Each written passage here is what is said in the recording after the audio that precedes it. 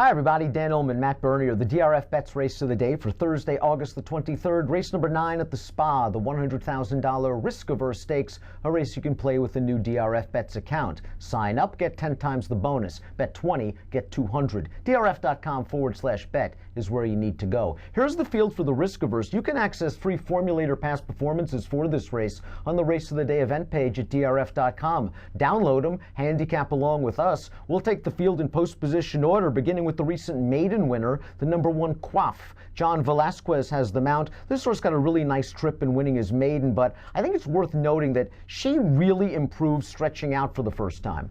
Yeah, and maybe that's all it was. Maybe she just needed to go long. I agree with you, though. The trip worked out beautifully in that race. Pocketed up, threw out, tipped out, finished really gamely. Popped back to the left lead at the end of the run, but all things considered, it was a positive enough effort. Look, at 20-1, if you're not sold on any of the other girls in this race, why not take a shot? Nice inside post position. Wouldn't be surprised if Johnny Velasquez tries to get that trip one more time, breaking from the rail, saving ground in behind the pace. The 2 Madam X we know has speed. Last time out, they took her off the pace, and it's nice to see that she can be effective. Now, if you believe the Timeform U.S. pace ratings, they're red, color-coded red. It's set up nicely for Madam X, but it was a nice performance for this filly, and it's nice to know she's versatile. Might be a little bit up against it from a class standpoint.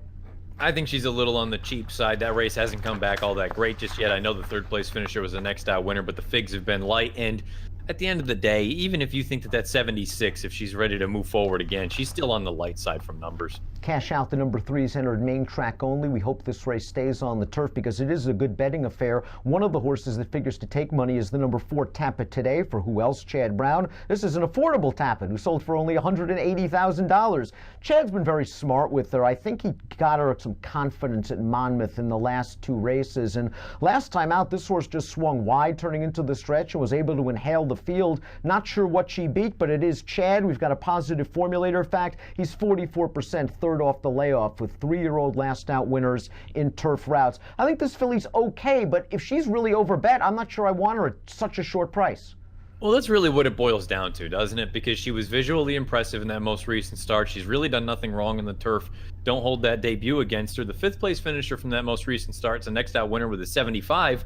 And you note that there's space, there's gap between her and the 2nd place finisher and the 3rd place finisher. So it makes me think that the number is legitimate. It comes down to how much money is she going to take, and is she going to be overbet in a race where, I sound like a broken record, I don't think she has a giant edge on everyone. I'm a big fan of the 5 Monte Cristo. She won her first 3 starts. I liked her last time out in the Tawi. I don't think the trip worked out. She didn't break very well. She was last on the rail going into the first turn. She made a big 4-wide sweeping bid entering the turn, 5-wide entering the stretch, and she flattened out late against a pretty nice horse, a horse you picked to win the Tawi.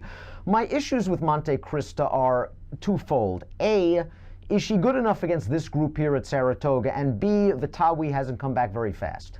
Yeah, the runner-up deadline, she came back and earned a 74 buyer, and if you're using her as sort of the barometer, then maybe Monte Cristo is a little bit class compromised. At the same time, you brought up the reasons why there is intrigue with her, where she didn't have the cleanest go of it, and visually in that run 2 starts back at Laurel, she was awesome. So, again, I kind of feel very similar to the way that we were talked about with the rail horse in Quaff, that it's a matter of, do you really want a horse, do you want any of these shorter prices that, you know what, there's no real edge, where at least with this horse, if you think there's a forward move or maybe she's not totally exposed, why not take a shot? Well, like the John's Call, the feature race at Saratoga on Wednesday, it's a race I think you have to spread, and I think you're supposed to try to take a shot with at least a little bit of a price. Ferdinanda, the number 6, is intriguing to me. Now, I know she had all the best of it from a pace situation last time out. That optional claiming race fell apart. But Ferdinanda had to come about 5 wide into the stretch and was just no match for Reverse the Decision, who was a favorite trained by, guess who, Chad Brown. And I also think 1 1/8 was just a little bit far for this horse. She seemed flat the final 16th of a mile. Turning back in distance, if she can get a little bit of pace, she's done some good work at a mile for Barclay Tagg, including finishing ahead of Got Stormy earlier this year at Gulfstream.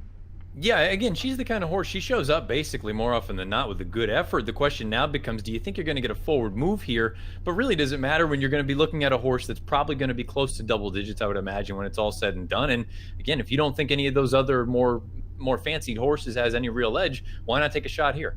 Punked drops in class. She was in the Lake George on opening day. She set the pace. They were going pretty quick. I don't know what happened to Punked. she stopped terribly, and now she's dropping in class. I know she's better than that. You and I have never been big fans of hers, but I don't like the way she stopped last time. Look, I didn't like her going into it because I didn't think that Wild Applause was a very good effort. She had an absolutely perfect trip, and I just thought she was, okay. And I know Got Stormy's all right, but she came back in that Lake George. I don't know what happened. And to be honest with you, I don't know that I love the Lake George as a whole. Punked is just the kind of horse we've talked about it so often. If she wins, I lose. Sweet Sting, I think, is a very dangerous horse in this race for Jimmy Jerkins, a beautiful pedigree, and she ran into a really good horse last time out. La Moneda came back to win again for Tom Morley. That's 3 in a row now. She went through her N2X with a 90 Beyer speed figure, and this horse, Sweet Sting, was kind of just in behind down towards the inside. She got clear, and she was never getting the La Moneda, but she's lightly raced. She's got a lot of upside. Check out this formulator fact for Jimmy Jerkins. Past 5 years, 3-year-olds off a layoff line and turf routes, 50% winners, 475 ROI. I won't be surprised at all if this horse wins. No, I think she's got a big chance. She was facing older horses. You brought up all the positives about that field that she ran against that day. From a figure standpoint, she makes a lot of sense. Highest last out raw number for time form, and she earned an 85. I thought she was a little bit grindy, but at the same time, when you look and break down those quarters, she went 23-37 and 23-29. I think there's a real scenario where this is actually a very good spot for her. Maybe she's not one of the favorites. Good Things Take Time, I think, is the horse to beat coming off that 3rd place finish in the Lake George.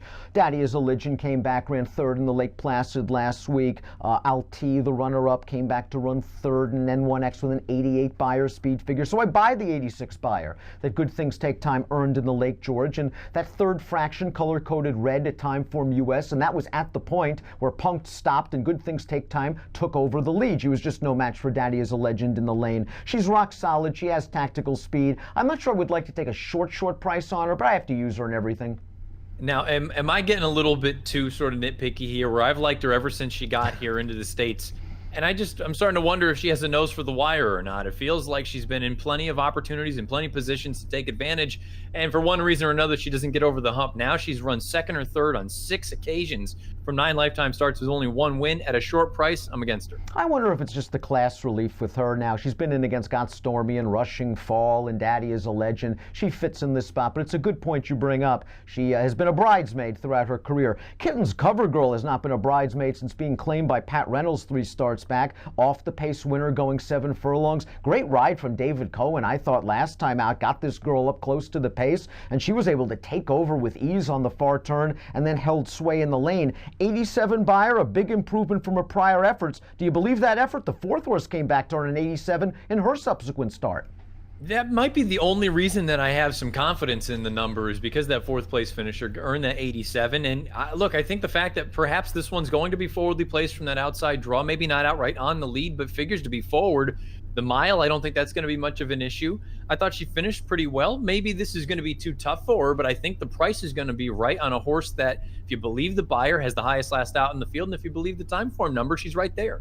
Timeform US pace projector has her on the lead, and she's very comfortable on the pace. And if you don't think that one horse, Quaff, has the class in her first start against winners to take on these horses, she might be in a great situation turning into the stretch at a pretty good price, because I think some folks are going to be scared off by the fact that Kitten's Cover Girl was claimed out of a conditioned $40,000 race 3 starts back. Completing the body of this field is the 11 Going Out. This horse ran in the Lake George. She sat the pocket. She got shuffled a little bit turning into the stretch, but once she was clear, she just didn't seem to have any run. The blinkers are coming off, and I think Michael Matz and Julian Leperoux, the planners, let's just take her back and make one run. And hope that you can get a piece of this thing. I don't know that she's quite ready for a race like this. I do think there's some ability here, but it feels like she's one of those slow developers. 2 starts back, it looked like she was going to be in tough moving into the Lake George. Now this is a more reasonable spot, but I do think that there's a scenario where she's going to need a little bit more time. Like the John's Call on Wednesday again, this is a race where you could spread, you can go so many different ways. I'm not sure you should be accepting a short price in here. Let's take a look at our top selections in this race. You're going with the 10 Kitten's Cover Girl, stepping up in class, should be forwardly placed, and boy, her confidence should be sky high off those 2 wins. And an Andy Byer I trust. She has the highest last out figure in the field. She's going to be forwardly placed. I don't think there's a ton of early speed in this race. Perhaps she gets out there and gets brave. And again, if somebody else wants to go, she has the ability to sit just off. But I agree with you. I think you need to spread and use a few horses. I went 10, 8, 4, and 9. I'll stab with Ferdinanda, who was second to Punked 3 starts back when she tried to get out on the far turn and was completely stymied and shuffled a bit before getting a chance to come up the rail. And then last time out tried to come wide. It seems like Barclay Tag has her in good form. And again, keep an eye out for the weather forecast. She ran really well in the yielding ground last time out at a distance that might have been a bit too far. She's going to be a good price as well. I like your horse second. I went 6, 10, 9, 8 in the $100,000 Riskaverse, your Thursday race of the day, and a race you can play with 10 times the sign-up bonus on DRFBets. DRF.com/bet is where you need to go to sign up for your DRFBets account. Approximate post time for the Riskaverse, 5:40 Eastern. Good luck.